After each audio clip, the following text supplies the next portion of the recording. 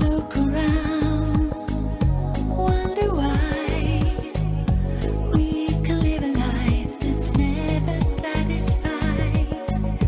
Lonely hearts, troubled minds, looking for a way that we can never find.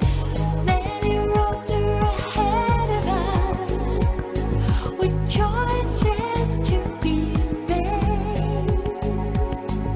Welcome. You are about to take a journey to a place of the divine love within with Deborah Beauvais on the Love by Intuition show. For the next hour, allow her to prepare you in becoming a magnet for a profound love-infused relationship by identifying and focusing on solutions through love. Awaken the light within and let your essence shine. And now, here's Deborah Beauvais on Love by Intuition, all part of the Dream Vision 7 radio network. Welcome, everyone. Bonjour, mes amis. And yes, here I am, Deborah Beauvais, again, to share time and invite you in to explore all about who we are and how to become conscious and love ourselves just the way we are. This is a Dream Vision 7 radio broadcast here at 1510 AM WMEX Boston. And this show also, the Love by Intuition show, and all our glorious hosts can be heard on our own station, which is Dream Visions, the number 7 radio.com. We have an amazing show for you today, and I'm really excited about our guest, Mary O'Malley. She is spreading her sacred wisdom all over the universe, or multiverse, should we say. She is an author, teacher, counselor whose work awakens others to the joy of being fully alive. She's inspired and transformative approach to compulsions offers a way to replace fear, hopelessness, and struggle with ease, well-being, and joy. She barely survived her childhood, and we're going to get into that a little bit. She possesses an extraordinary ability to understand and connect with people, and she is skilled in empowering people to work with difficult mind states, resulting in greater inner awareness and presence and a greater capacity for joy. So without further ado, welcome to the show, Mary. Oh, Deborah, it is my joy to be with you today. Yes. And the show, will be heard over and over again through our syndicated station, and it's just a glorious thing. Oh, wonderful. We're being Johnny Appleseed this morning, Deborah. We're scattering the seeds out into the world. Yes, we are.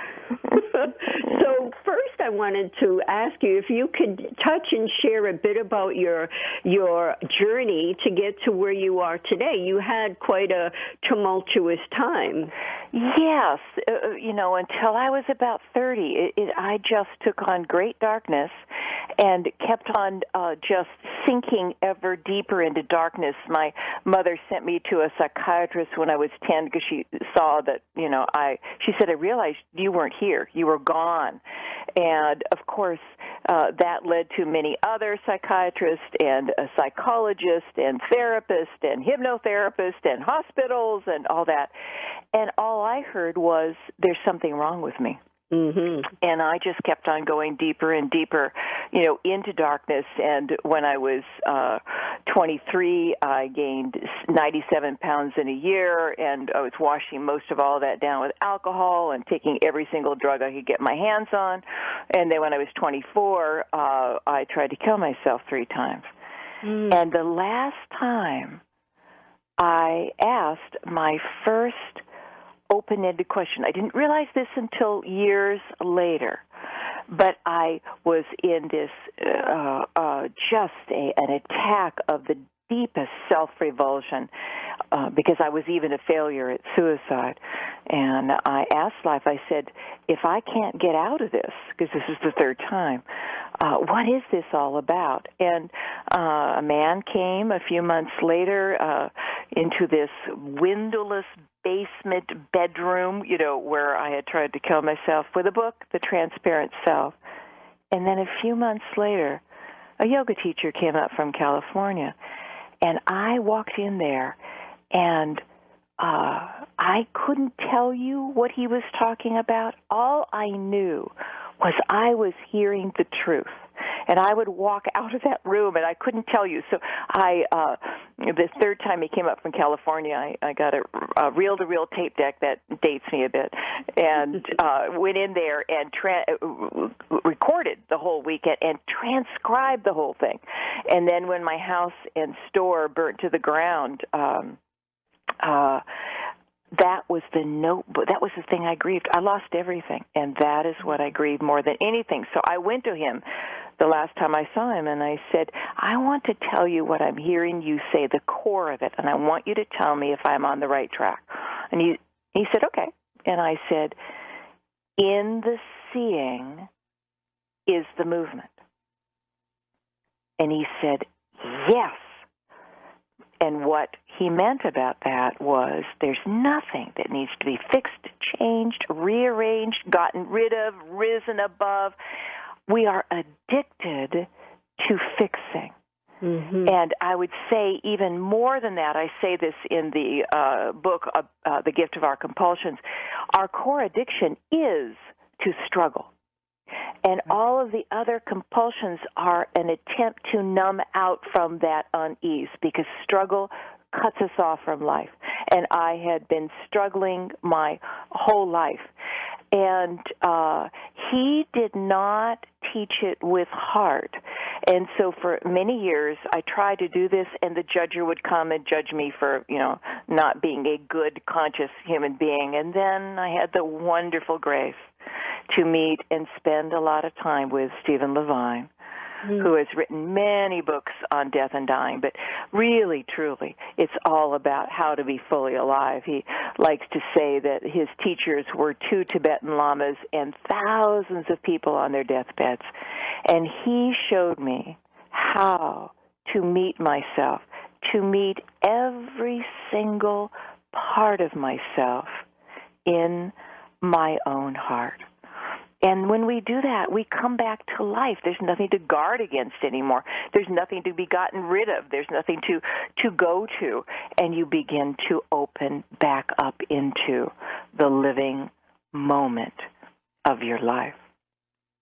And that's the exciting part, is living in the moment. And there's so much discussion about that. Yes. But how you explain it in the book, and it's what's in the way. What's in the way is the way. Right. Is that it's just everything is inside already. And I call it the light, that we're all the light. Yeah. You call it the meadow.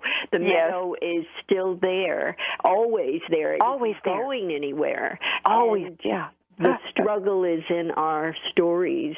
What I wanted to just mention is that it's fascinating. I always find life so fascinating. It's fascinating that it was third time, and then you stopped. And from a higher perspective, 3 is sacred. Oh, so, right. Yes, and so your purpose was to stay here and write your books and enlighten everyone. You had work to do here. Yes.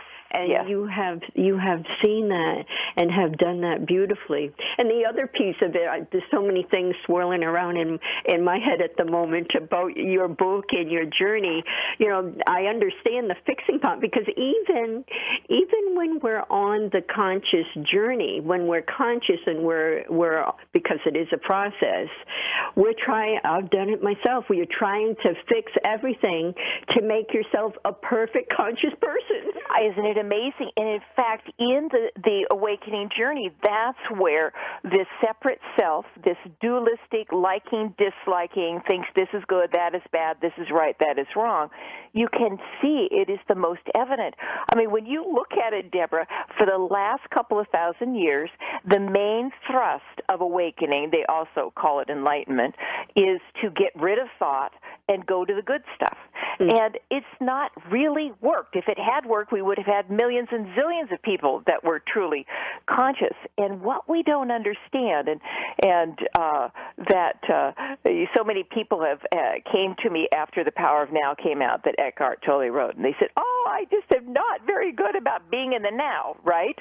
So it became another project.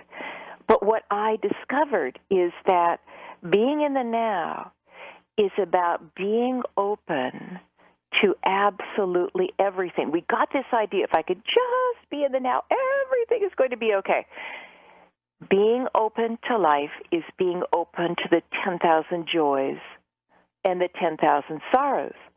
And what we don't realize is that when we resist being open to the pain of life, and there is a lot of pain. I mean, everything changes. Everybody we love will die before us, or we will die before them. But when we cannot stay open to the challenges of our lives and gather the gifts that are always there, what's in the way is the way, then we turn it all into suffering. And we crawl into this little tiny world of our minds that are always trying to make things be better or different than what they are, not understanding that all the while the peace, the joy, the love, the connection that we really are is right here, right now. Exactly. And speak about doing life. You know, we don't have to do life. Yeah. We are life. Yeah. We are life, and that's the greatest illusion of this separate self, that it's in charge. You know, I give 8 spells, and I love the word spells, you know. Yes. Isn't it a great word? And describe that, because some people will hear the word spell and think differently. So I know. Spells is something that's laid over the top of us. It's not true, and it can't be lifted. Think of all the fairy tales. Yeah. We were wide open when we were young, and we just absorbed our parents' unconsciousness. Then they absorbed it from their parents, and they absorbed it from their parents. And we absorbed this separate self that's made out of fear, and it's glued together with judgment. And so it cuts us off from being fully engaged with life. But what we don't understand is this struggling self is also the doorway. This fear-based self that's glued together with judgment, that is always struggling. It doesn't usually struggle with, you know, big things all the time. It just struggles with not liking its hair today or the length of the stoplight. But even that cuts us off from being fully available to this great, wondrous, mysterious, benevolent flow that is life.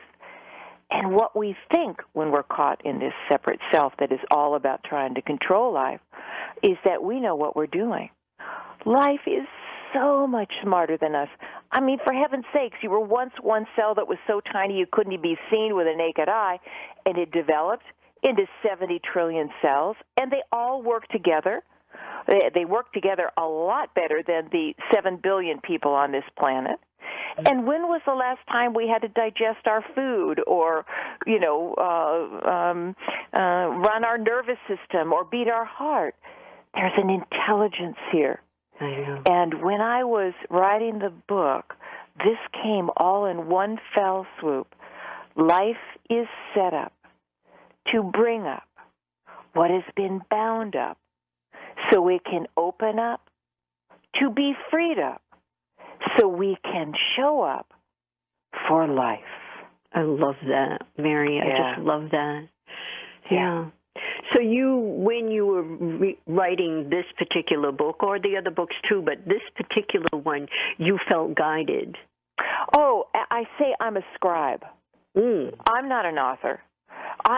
My greatest strength is I know I'm not smart enough to do anything that life is asking me to do.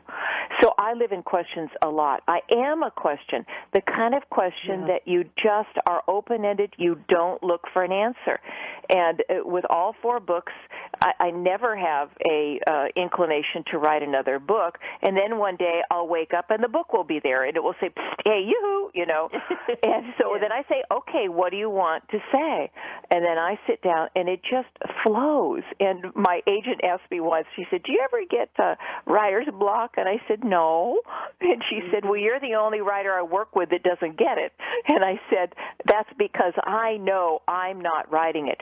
We are not doing our lives. We have slipped into being human doings rather than human beings. And it is one of the greatest joys of awakening that you begin to realize that when you can learn how to soften your belly, open your breath again, open your heart, and have your attention here in this great adventure called life, you realize with great relief that life is living itself through you, and your main job is to relax.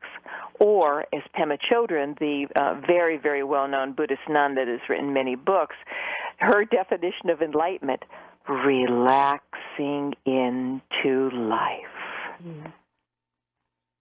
Right. And there isn't a soul out there that when they sit and totally relax and free up their mind, that they don't feel some kind of synergy with the universe, some kind of synergy with all that is. And that's why a lot of people, when they go on vacation, they get that chance to quiet and then come back, and they're back into their unconscious rat race. But what I did in this book is because sometimes I'll be teaching and I'll take a finger and I say, okay, now take your finger and just loop it all around you and just follow it with your whole body. That's what we do all day long. We have 65,000 thoughts a day. And we think we are thought. So if thought, says I'm angry, we think we're angry. If it says I'm sad, we think we're sad. We're pulled around like a bull with a thing in his nose that pulls us around. We are not thought, but the muscle of our attention is very weak because it has followed this struggling self everywhere it goes. And so at the end of each chapter, of 10 of the 11 chapters, there's what's called the remembering section. And it starts very, very slow in discovering how to not only bring your attention here to life. And believe you me, when I first started doing it, I was a complete failure at it until Stephen Levine said to me, if you sit for an hour, Mary, and bring your attention back to your focus one time in that hour, that is time well spent. So then I've meditated every day for decades now. A team of wild horses couldn't keep me away. But I understand that so many people, they sit down and their mind goes crazy and they just think, oh, I can't do this. That's why I did these remembering sections, and we just slowly start developing to how to strengthen the muscle of your attention and how to make it safe to open your heart again, which is our main brain. Right, and that is really every human being on Earth struggles at some level with feeling safe, and it's what we tell ourselves, and so safe is important. But let's talk about the trust. You speak in the book about trust in a number of ways, and I feel as though that is connected to embracing the uncertainty of life, which is a tough one. But speak to that, Mary. Well, if we really, the symbol I love the most is the yin and yang symbol. The dark and the light are nestled together. They're not standing on opposite sides of a line. And in the dark part is a point of light, and in the light is a point of dark. We think that trust comes from getting everything together. Mm-hmm. Real deep trust, which is our natural state. And what we got taken out of that, of the 8 spells, the first 2 spells are, I am separate from life, which is not true, and the second one is, life is not safe. And it is. It's a benevolent, loving process that is giving us exactly what we need in order to become conscious human beings, because we are evolution. But if you do not understand all the treasures that are in the dark, you tighten up, you resist, and you think life is happening to you, and it's not okay. Eben Alexander, the neuroscientist from Harvard that wrote Proof of Heaven, and he had 7 days in a coma from the spinal meningitis. And when he woke up, and he doesn't remember this, but his sister was sitting by his bed, the first thing he said was, all is well. Right.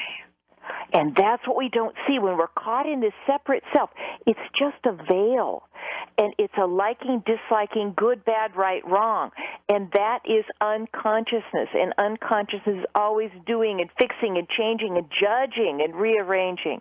Consciousness, which is who we really are, is spaciousness, it's connected, and it absolutely knows that life knows what it's doing.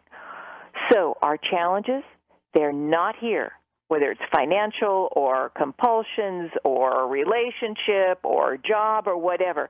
They are not here because we've done something wrong, or God has fallen asleep on the job, or they did something wrong, our parents. Our challenges are tailor-made to bring us the treasures that we need in order to awaken.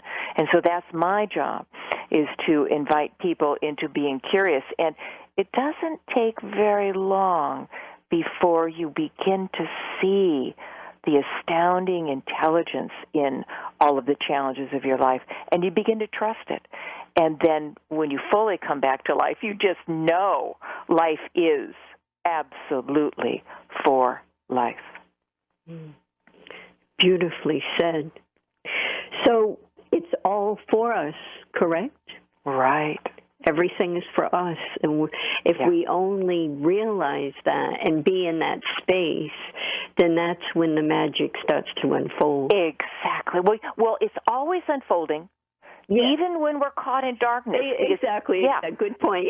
Yeah, but we see it more, and we feel loved, and we feel supported, and our belly is soft. Our belly is our best biofeedback mechanism. When it's tight, we're caught in the separate self. The more we can soften it, it's almost like a drain plug, and it can drain some of the struggling self, so you can be more aware. Oh, what is the struggling self doing right now? And you can move from, oh my God, I'm so anxious, I have that meeting later on today, to, oh, anxiousness is here.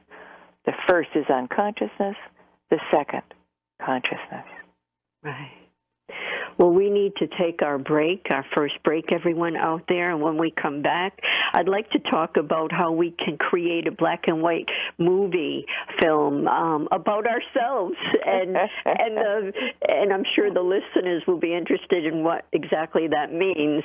So we are with author Mary O'Malley. She has her 4th book, What's in the Way is the Way. It's an amazing book. I think everyone should have it in their home and spread it around, order it as gifts so the whole family has it and beyond. And when we come back, we will be joining Mary again. Don't go away.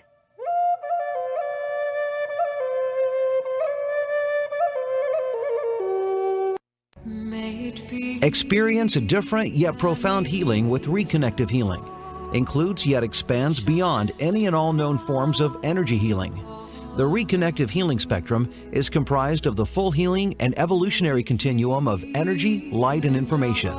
It allows for healings that are not just physical, not just mental, not just emotional, yet go beyond that to bring healing that includes the evolution of your very being and essence. Deborah Beauvais, trained and certified by world-renowned Dr. Eric Pearl, offers appointment hours at Seacock Family Chiropractic in Seacock, Massachusetts. For questions or to set up both distance or local sessions, call Deborah at 508-431-1959. Again, 508-431-1959. Or go to lovebyintuition.com. That's lovebyintuition.com.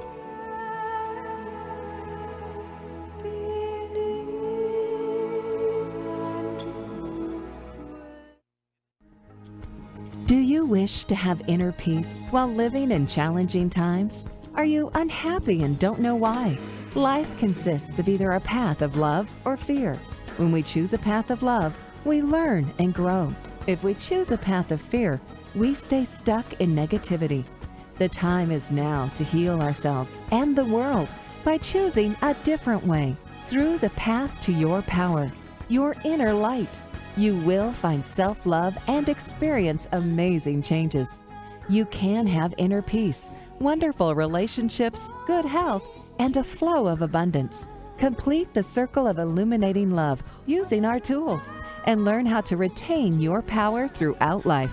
To learn more about the path to your power and the Divine Love Within consultations, call Deborah Beauvais at 508-226-1723 or go to lovebyintuition.com.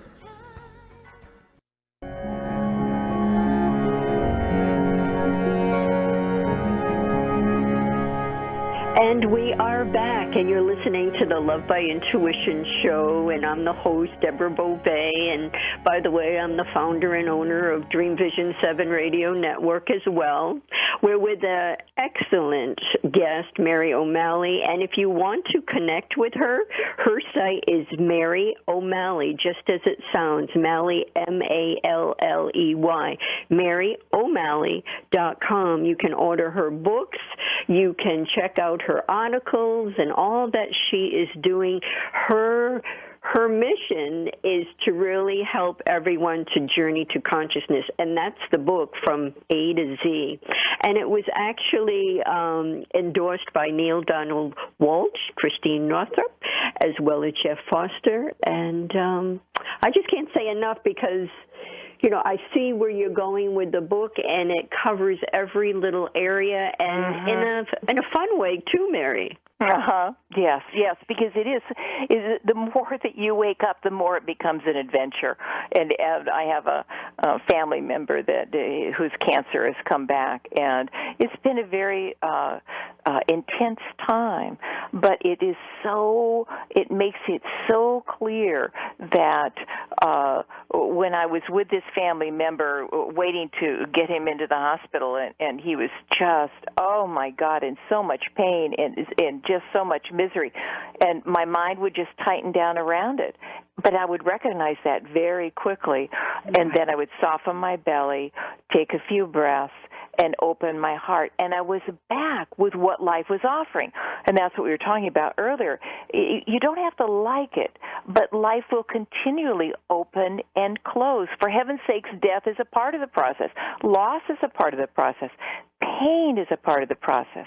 But we don't have to turn it into suffering by tightening down around it. And I have an experience. I've had many experiences, and Doc and all, and I've seen the gift. But I have to say, we're resonating in the energy that I am, that we all are.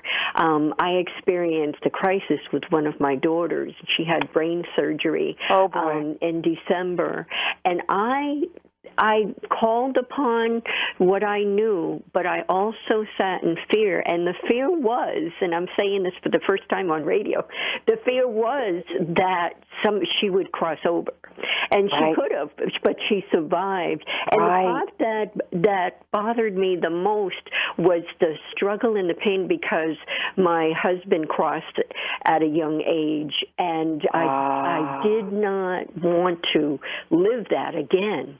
And I struggled with that, Mary. Yeah. And it took me a while. I have to say, it took me a good 6 weeks, and I can still, if I'm listening to the movie Within, I can still, that fear starts to crop up, because anything can happen. But as we all know, anything can happen in the next 2 minutes. And it's all part of living here on Earth. Yes, yes. In these temporary bodies and temporary minds, who we are is that which lasts. And most people have forgotten that. And so they are resisting of pain and loss and suffering. And yet, even that fear, to me, the reason why fear comes into our life is so that we can learn how to relate to it rather than from it.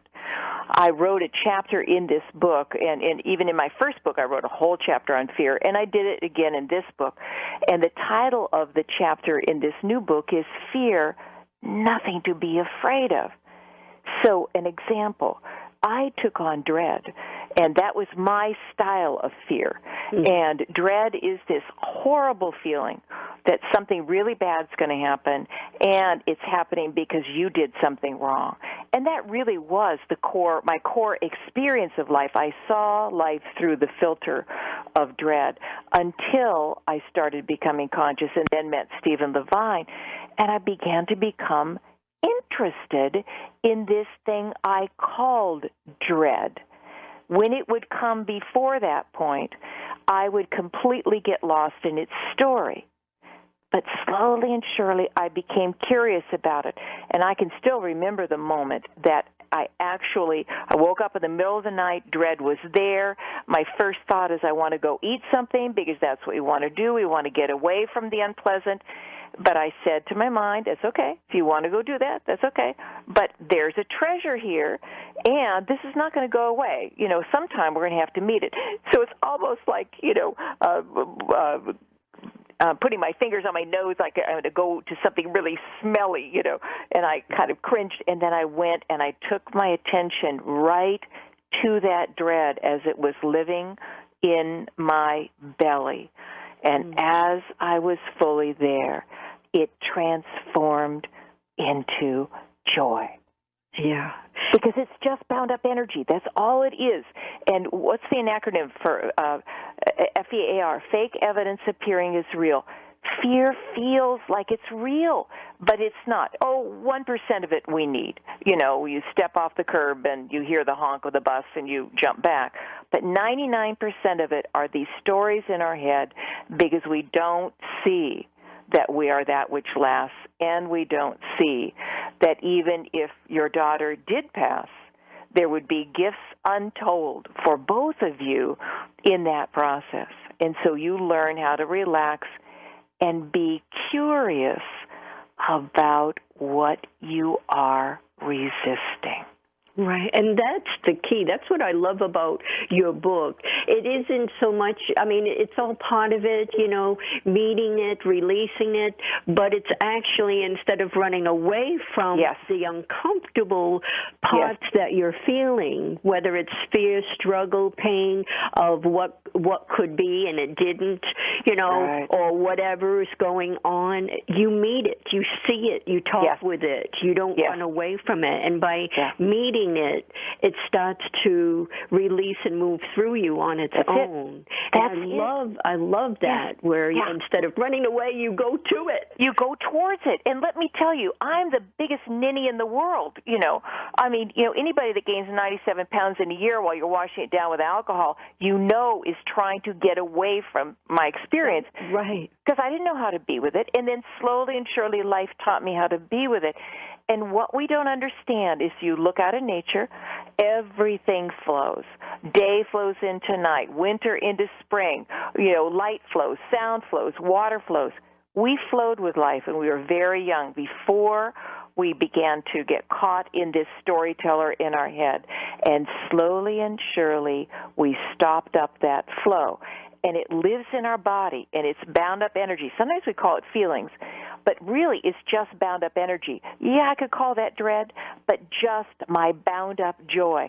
And we become alchemists, that we literally learn how to stand with what is happening right now and set it free.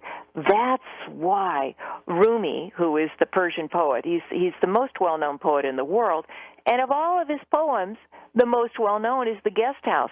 This is what we're talking about. Every morning, a new arrival, a joy, a meanness, a depression. Meet them at the door laughing, for each has been sent as a guide from the beyond to clear you out for some new delight. Right. Wow. And it's beautiful, and I have to say, through all the experiences I've had, tumultuous childhood, different things, that even with my husband passing, right, there's gifts. There are so many gifts that were brought, and as you become conscious, you realize the gifts there and the right, gratitude. Yes. I can't say enough about. I talk about gratitude all the time. The deep core gratitude of the breath, of being here, having the opportunity to make a difference, right, and bring that to other people. And even gratitude for our challenges. I would not be where I am today if I hadn't taken on all of that heartache. And then I'm very grateful that life showed me how to be with it rather than being identified with it. And now I get to offer that to other people. And I'm here because of those challenges. That's exactly so. So it's you know what, I like the idea of when you talk about when something's going on, you kind of look at yourself, whatever story is going on at that moment, to make it into a little movie and watch yourself. And that's a cute way of connecting with what's really going on within our minds. How I describe it. Laugh about it. You know, I know you do. It gets Andrew Harvey, he's also he writes a lot of books, and he said, when you really see what's been going on, you'll nearly die laughing. Yes, and that's it. Yeah, and you know what? Speaking of laughing, you can, once you become conscious and you see how your mind is working and all these things. You know, there are times when I'm alone and I'm just laughing at some of the things. And I know, smiling. I know. It's a drama queen. This storyteller in our minds is it, and our task is to see it, to fall in love with it, and to invite it back into the living moment. And it's just such a joy when you learn, you know, like people will in the remembering sections, how to relate to what's going on inside of you rather than from it. And so here I was in mental hospitals and, you know, addictions and suicide and all that, and now I travel the world. That's because I learned how, I call it, look to unhook. And we need support in doing that. That's why I do, you know, phone groups and Skype counseling and beautiful retreats at beautiful places, because we need to gather together with other people that are doing this. But the more you can look like what we talked about earlier, oh my God, I'm so anxious, you know, oh my God, you know, what will my boss say in the meeting? And then you say, oh, anxiousness is here. Now, the more you do that, the more you are no longer at the mercy of that storyteller in your head that struggles with everything. Right. Just love it. Just love it. Mm-hmm. Yeah. Well, we need to take our next break. Everyone, get this book. You will not believe how much information is packed in for someone that's, you know, not even aware of consciousness. It takes you through, and it's great for those that are further on their journey, but it's a must. And go to MaryO'Malley.com.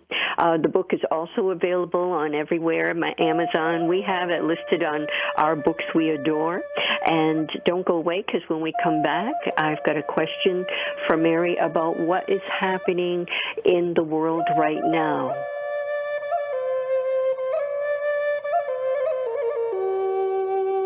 Take a journey to a place of the divine love within with Deborah Beauvais on the Love by Intuition show, Sundays 9 to 10 p.m. Our message is love in the purest form. The light within us all is a guide to recall our beginning, to learn to love self and humankind, to feel the higher power of our own divinity.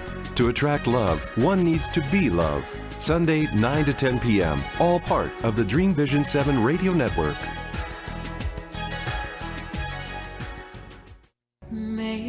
Experience a different yet profound healing with Reconnective Healing.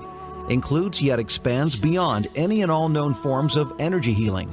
The Reconnective Healing spectrum is comprised of the full healing and evolutionary continuum of energy, light, and information. It allows for healings that are not just physical, not just mental, not just emotional, yet go beyond that to bring healing that includes the evolution of your very being and essence. Deborah Beauvais, trained and certified by world-renowned Dr. Eric Pearl, offers appointment hours at Seacock Family Chiropractic in Seacock, Massachusetts. For questions or to set up both distance or local sessions, call Deborah at 508-431-1959. Again, 508-431-1959. Or go to lovebyintuition.com. That's lovebyintuition.com.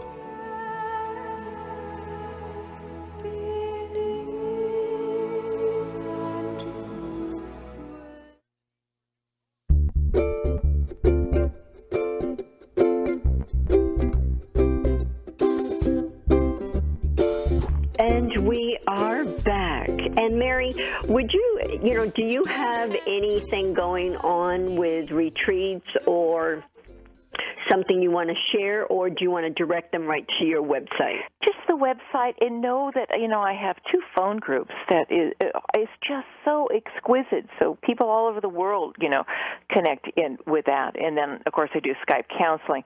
I just canceled my retreat in Denmark as I need to be here for this family member that is quite ill. And so the next retreat will be in Hawaii in February of next year, and on the island of Molokai. And I've done my retreats there for years, and it's so wonderful to go to a place that it literally, this retreat center is made out of love. It's just the most amazing retreat center I've ever taught at, and the staff is just incredible. But here's nature.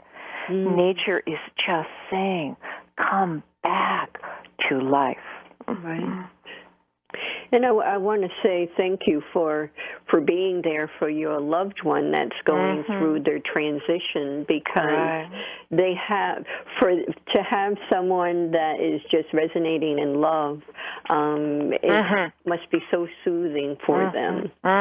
So thank you for that. There's so many things that we experience where we have a choice to step up, as I say, and be with someone, whether it's an elderly person, an ill person, and it takes away from your personal life in a sense, but part of all the journey is serving and receiving, the joy from helping someone through their time. I speak of that from personal experience. Exactly. And the more that we awaken, the more we realize the greatest joy is in giving. Right. Getting becomes way uninteresting. And one of my favorite chapters in this book is the last one. It's a very short chapter, and if people are not interested in getting the book, have them email me at the word awaken, just awaken at maryo'malley.com, and I will send them this chapter because it's called The Song of the Heart. And the best way to describe it is just imagine that, I have a couple of lazy boy recliners up on the moon. And, I love to go up there because it gives you a broader perspective, and you see the exquisiteness of this blue-green jewel that is our home, and you see the creativity of it. You look over to Mars, and beautiful in its own right, but red and rock, and you look at the moon, brown and dust, okay. Then you look at, oh, my God, I just led a retreat in Costa Rica, and there are howling monkeys and toucans, and there's orchids, draped on trees, and, we go out in the ocean, and there's porpoises and spinning dolphins and little sea anemones and jellyfish. Oh, my God, it's so exquisite. And life has been able to slip between the opposites and be creative to its heart's content. But if you look at the Earth from the moon, you'll see that most human beings walk around with a cloud bank around their head. They don't see this, so they can act in ways that cause harm to themselves, cause harm to others, and cause harm to the planet. But that is just a stage of our evolution. There's no reason to judge that. But more and more people are beginning to clear this cloud bank of struggle. And that's what this book is about, the new one is about, so that they can be here for life and they recognize the absolute sacredness of every single thing. And then you become a part of the healing of our planet. Right. Beautiful. And the magnificence that is all around us is right there for the day. Even, looking at a tree, a bug, to see how it was created and what it stands for and just the life that it has. I mean, that's, if everyone could just tune into that, they would be awakened. Well, one of the things that, we've been talking about, and I love the sentence that you have done in the book, the crisis on our planet is not a breakdown, but a breakthrough. Yeah. I love that. Yeah. So true. You look at my life and the lives of many people. I've worked with people for 30 years now. That the great challenges when they come and they wake up this unconscious, contracted self. There's always gems there. So let's expand out into the earth. There's ISIS, and it seems to be, gathering momentum all over the world. And then there's the Ebola, and after Ebola there will be something else. Right. To me, this is all set up to bring up what has been bound up in the collective unconsciousness so it can be opened up. So in my world, I am not frightened about what's happening in the world. My heart aches, but my heart doesn't break because I trust that a lot of the reason why this really insanity is happening is so more and more of us can work with what that brings up inside of us, a lot of fear, and actually heal the war inside of us. And as we do that, there will come a time when there will be enough people on this planet that are awake that everything will shift. And that's been evolution. That is how evolution has worked at this time. So, yes, it is a trustable time. It's not always a likable one, and we don't have to like it, but we can trust what life is doing now. Right. And I love how you speak to that because so many live in fear as to, and the news feeds into it. Oh, absolutely. Something's going to happen and all of that. But I see it as you, that there is a purpose to all of this. Absolutely. And it's raising up, and the truth will open up and survive, and all this tragedy will fall by the wayside. I sit and think of, and feel the love within me and put a wave of that out so that those that are doing harm to others will find or feel a flicker, I call it, so that they will turn around and feel that and utilize that energy to give back, to make a difference. And, hopefully at one time our news will not explore that and expand on it and feed into the fear, but will will show that all these glorious things are happening. And Yes, and as you begin to be able to bring into awareness and touch with your own heart the most unacceptable parts of yourself, because we all have them. Yes. Then it becomes, you are compelled to open your heart to even the most heinous human beings. That's right. Because you know they're just lost. And what do they need more than anything? A human heart. Even if I'm sitting here, in Seattle, Washington, and I am opening to the man who has beheaded, all of these people on a video, the ISIS assassin, as I can hold him in my heart, as I don't have to put him out of my heart, I don't have to meet him with my unconsciousness, which judges him and is afraid of him, that makes a difference in his world. It may be just a drop, but, when people say, well, that's just a drop, I say, well, the ocean was made out of drops of water, and which drop was not important in making the ocean? Right, exactly. And it's seeing coming to a place within, seeing that you're not condoning what is being done. Absolutely. You're bringing the love with the trust that this will just eliminate this kind of behavior. Yes. Yes, well said. Yeah, right. Thanks. Yeah. But you do, your heart breaks for the families and all that go through. And the people that have crossed are those that are part of helping us go to the next dimension. And speak to that, your thoughts on, as we are, as a humanity, we're evolving, all these things are happening, and it's really to bring us to another dimension of living in harmony with each other, compassion. Absolutely. That what's really happening here, it's like I have a metaphor at the beginning of this book. The meadow is about the flow of life. It's about everything is made out of love in that meadow. We all lived in that meadow. The cloud bank, the clouds in the sky all began to lower. They whirled and swirled around our head, and we've never left the meadow.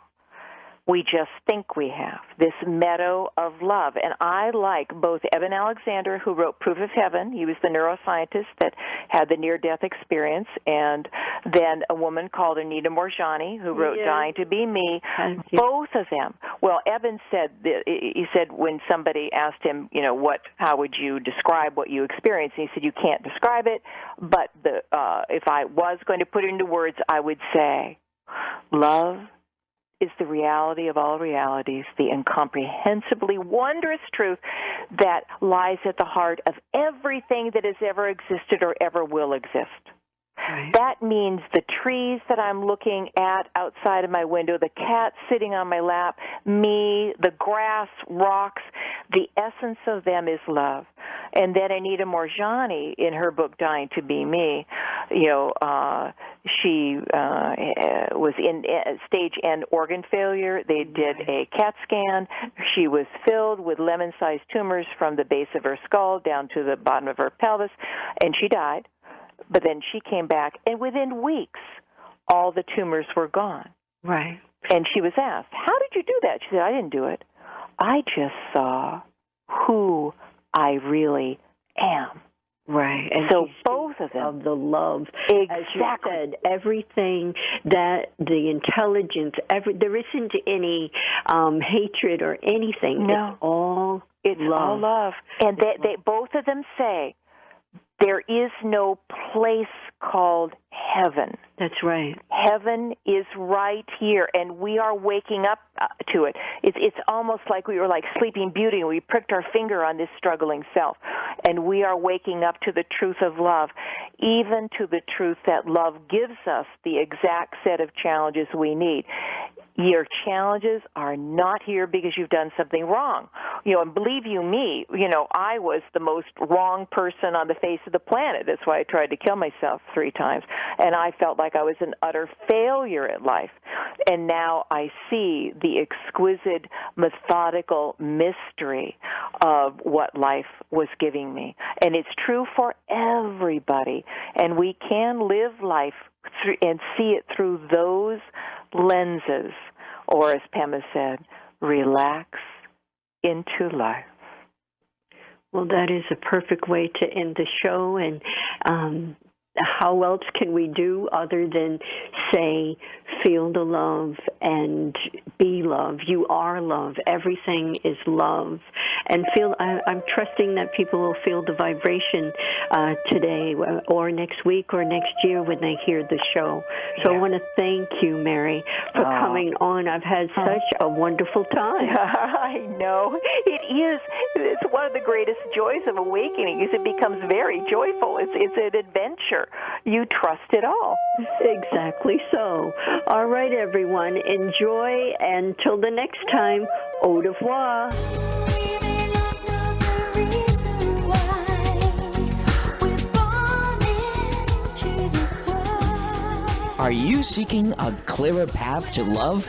Then tune in to the Love by Intuition show next week. All designed to your highest good.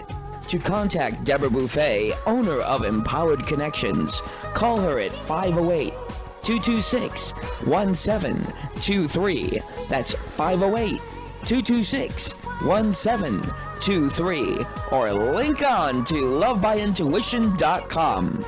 Remember, we are all one, and we are all part of the miracle of love.